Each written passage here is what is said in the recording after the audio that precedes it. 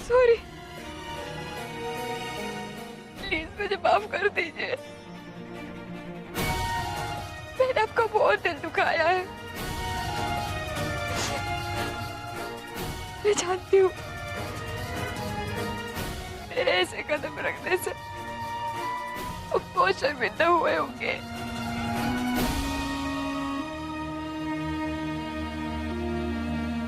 लेकिन अब मैं क्या करती, मुझे कुछ समझ में नहीं आ रहा था।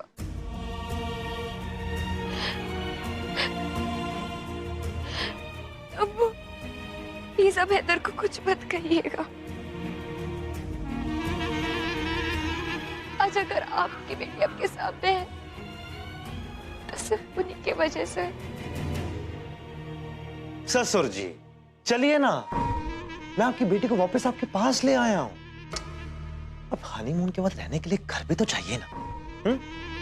और हाँ, उसे मेरे खिलाफ समझाने की बिल्कुल कोशिश मत करना।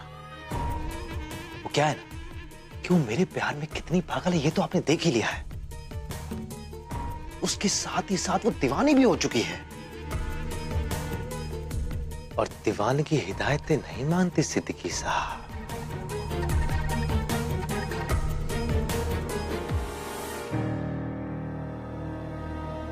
अब मैं जानती हूँ अब हैदर को बिल्कुल पसंद नहीं करते,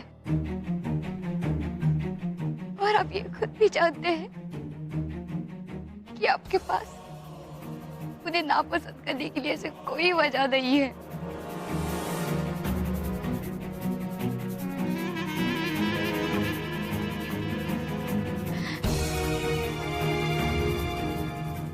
प्लीज प्लीज मेरे नजरों से देखने की कोशिश कीजिए। मेरी जिंदगी की सारी खुशियां बस उन्हीं से है।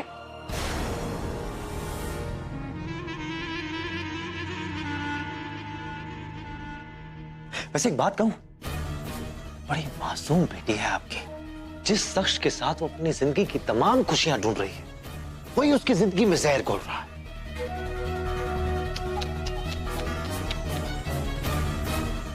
बड़ी जालिम दुनिया है सिद्दीकी साहब, अपने तजुर्बे से कह रहा। आपने मेरी जिंदगी तबाह की, अब मैं आपकी बेटी की जिंदगी बर्बाद कर दूंगा। लेकिन मैं इतना भी खुदगर्ज नहीं हूं। आप बाप हो मेरा के, उसकी जिंदगी का फैसला आपके हाथों में ही।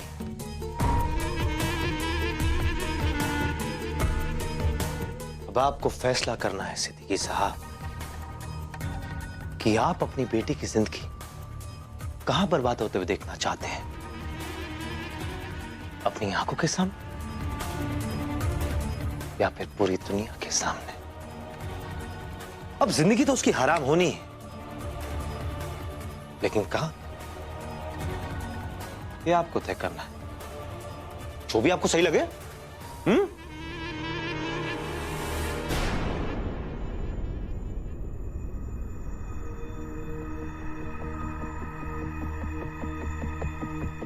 अपनी बेटी की खुशी में ही हमारी खुशी है।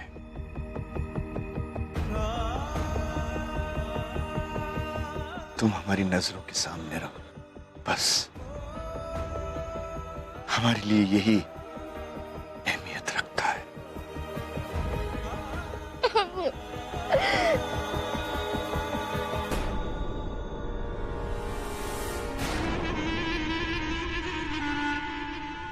बेटे, मैं तुम्हें किस तरह बताऊं कि हैदर कितना बड़ा धोखेबाज है।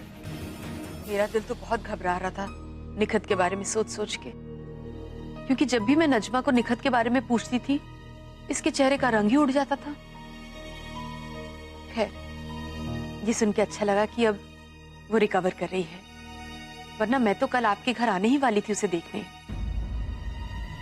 हाँ जरूर आइए, हमें तो बहुत अच्छा लगेगा आप आएंगी।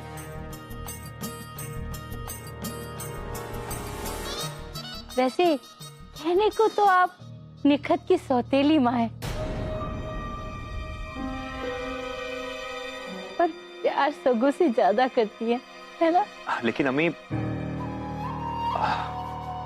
देखिए, मैं सोच रहा था कि हमें निखत को अभी डिस्टर्ब नहीं करना चाहिए। उसने अभी अभी रिकवर करना शुरू किया है। ऐसे में अगर आप आएंगी तो वो चैन से कहाँ बैठने वाली है।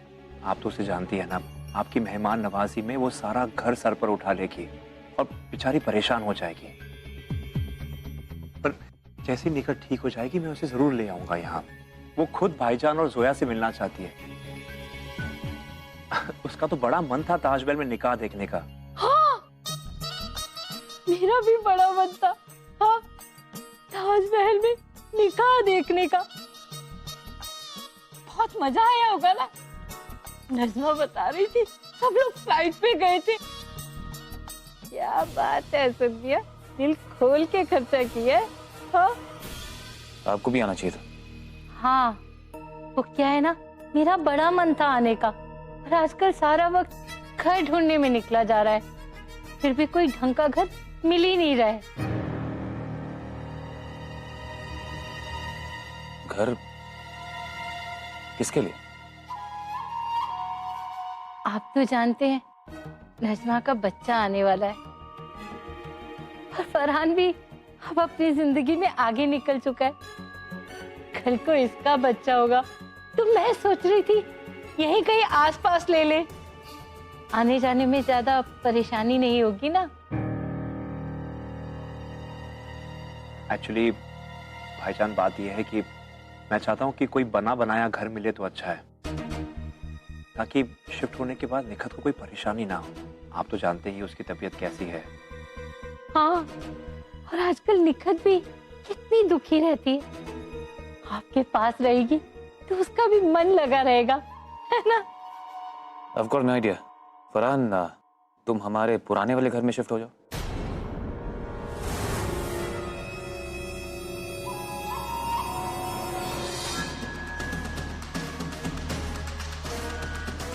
जी अरे नहीं नहीं भाईजान, ये कैसी बातें कर रहे हैं आप?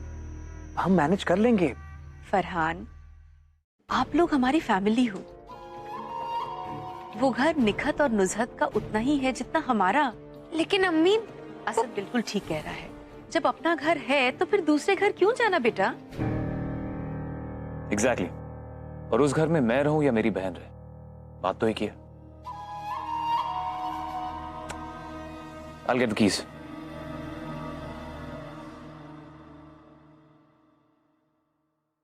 नज़्मा, बड़ी किस्मत वाली हो। कितना अच्छा भाई मिला है तुम्हें। भाई, नया घर मिलने की खुशी में मुंह तो मीठा कराओ। हाँ जरूर, मैं अभी लेकर आती हूँ। अम्मी, भाईजान, मुझे लगता है हमें भाईजान को सब कुछ बता देना चाहिए। मैं निकाह की वजह से चुप थी, लेकिन मैं और झूठ नहीं बोल सकती। मैं भाईजान को सब कुछ सच सच बता दूंगी।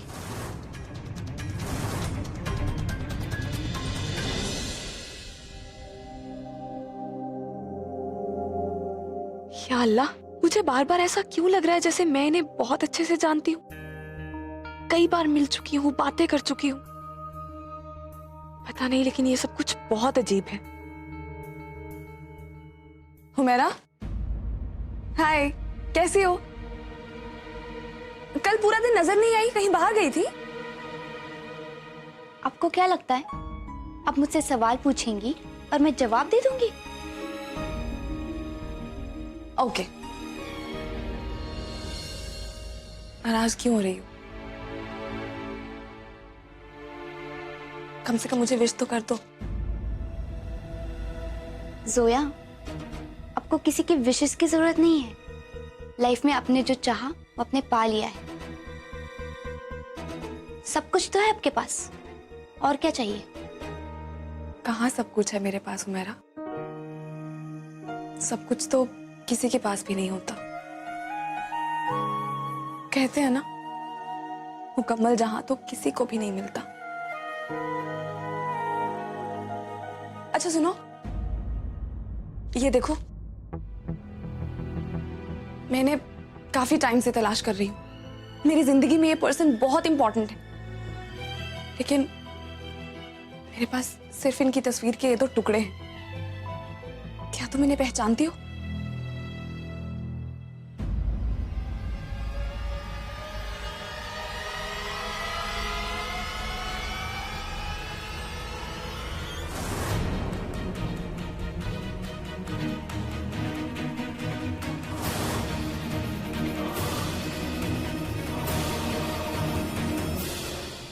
यहाँ तो वक्त के साथ साथ जानने वालों की तस्वीरों के रंग बदल जाते हैं। फिर किसी अजनबी की तस्वीरों के टुकड़ों को देखकर मैं क्या बता पाऊंगी? ये लीजिए, मैं इन्हें नहीं जानती।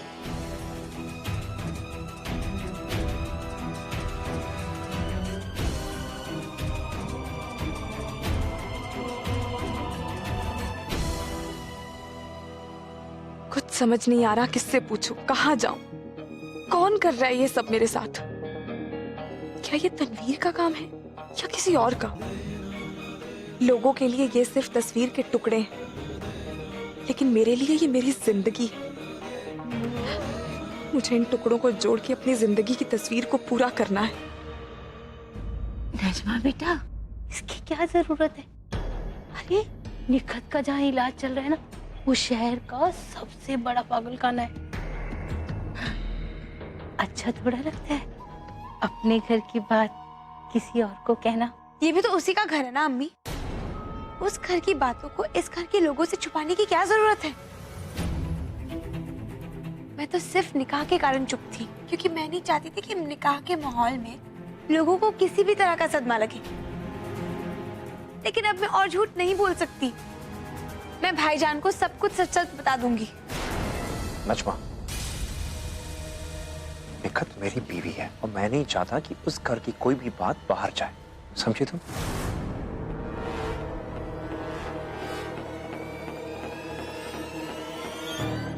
अरे असद भी आ गए। There you go. लो बेटा। शुक्रिया भाईजान। लीजिए, मिठाई लीजिए। हाँ, नज़्मा पहले तुम मुंह मीठा करो। चलिए, इसी बहाने घर में थोड़ी चहल पहल तो होगी,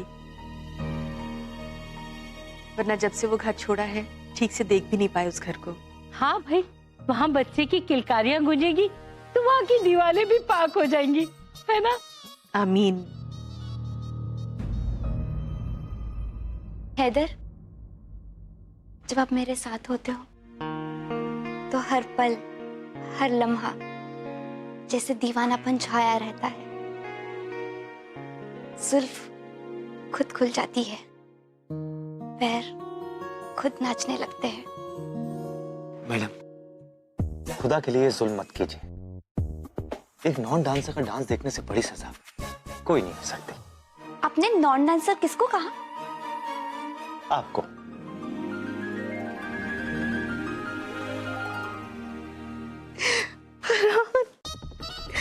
मरा हुआ हाथी 1.25 लाख का होता है। ये तो मर के शानदार हवेली हमारे नाम करके गई है। अम्मी,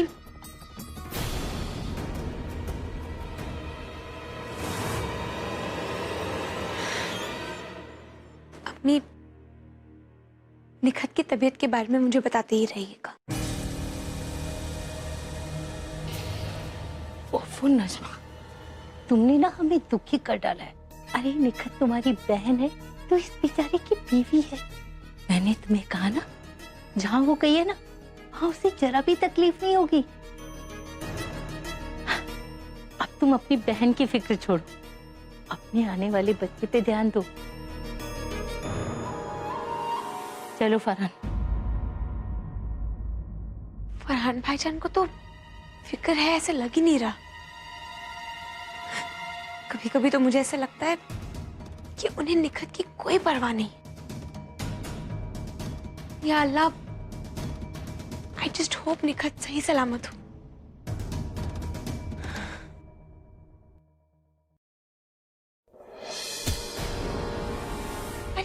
संभल कर। अब ठीक तो है ना?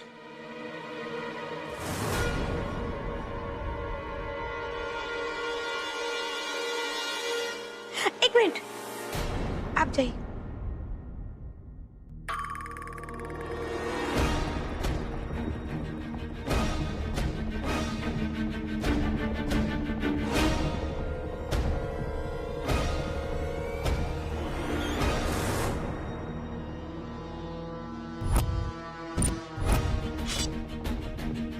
हम निखत जाते जाते ना जाने क्या क्या बखेर के चली गई।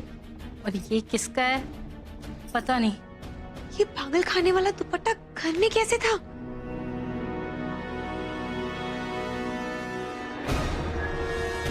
निखत घर वापस आ गई। 2515। क्या बात है। ये देखिए बाजी, हमने पूरे 2515 रुपए बचाए इस महीने की बचत, वो भी सिर्फ राशन से और सब्जी से बचाए हैं हमने। सच कह ना, आप बहुत फिजूल खर्ची करते हैं। आप तो आटा भी 15 रुपए महंगा लेती हैं। अब मैं बोलूंगी तो बोलेगी कि बोलती है। सिद्दीकी साहब भी ना सौतन लेकर आए तो कबाड़दार, एक एक चीज का हिसाब रखने वाली। ये अठन्नी चवन्नी का हिसाब रखने की ना मुझे आदत है और ना ही जरूरत। तू बचा ले क्योंकि तुझे जरूरत है। अरे तू क्या जाने, हवेलियों में रहने वाले महफूज रहते हैं। हाँ, लेकिन जो कभी भी सड़क पर आ सकते हैं उन्हें तो एक एक पैसा बचा ही लेना चाहिए।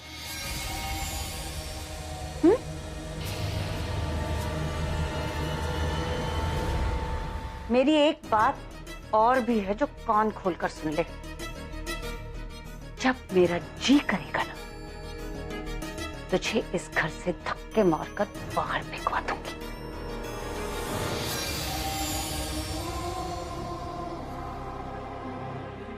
धक्के खाने की नौबत तो उनकी आएगी बाजी, जिन्हें पैसों की कद्र ना हो। आज से आपकी फिजूल खर्ची बंद। और हाँ, आपको ये भी बता दें कि अब आपके शौहर रिटायर हो गए और इस घर का पता भी नहीं। पता नहीं इस घर से भी उन्हें कब बोरिया बस्तर बांध के यहां से जाना पड़े। ये जो तेरे बित्ते से मुंह में गज भर लंबी जुबान है ना, इसे तो संभाल कर रख, वरना खींच लूंगी। और याद रखना कि तू बात किससे कर रही है।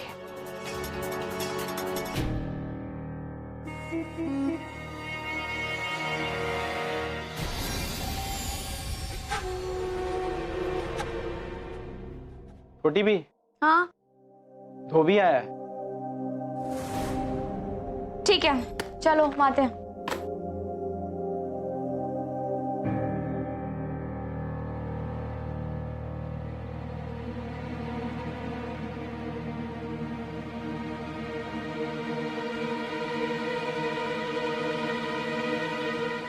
अगर ये फोटोज तनवीर ने भेजे हैं तो वो इन्हें ऐसे देख के जरूर हैरान रह जाएगी।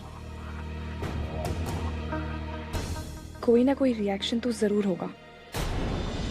जो भी धोबी कपड़े लगाए उसे गिन लीजिएगा और उसे अच्छे से अलमारी में सही से लगा दीजिएगा।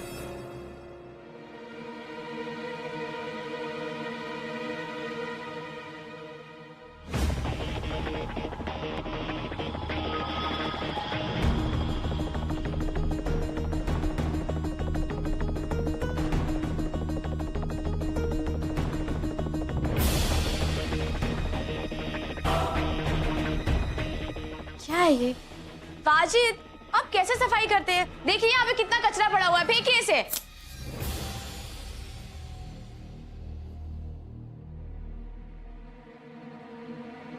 तनवीर वाकई इन फोटोग्राफ्स के बारे में कुछ नहीं जानती।